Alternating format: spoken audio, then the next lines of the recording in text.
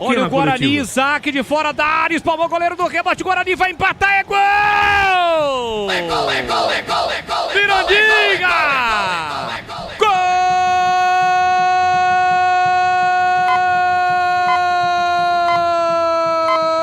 Gol do Bugre!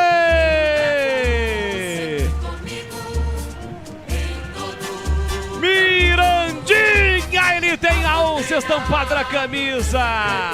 Guarani chutou uma bola, fez o gol, chutou a segunda bola, o goleiro bateu roupa, uma paulada do Isaac. Pedro Paulo espalmou pro meio da área, na risca frontal da pequena área, acompanhando a jogada.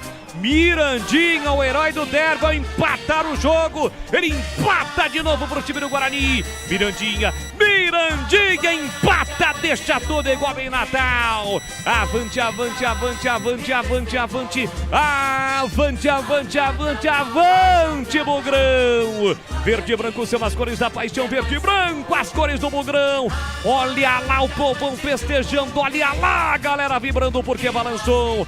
Balançou a rede, é gol e é gol do Guarani. Vivo no jogo, Bugrão. Mirandinha empata na marca de 45 minutos de bola rolando no primeiro tempo. Solta o grito, grita comigo, galera bugrina.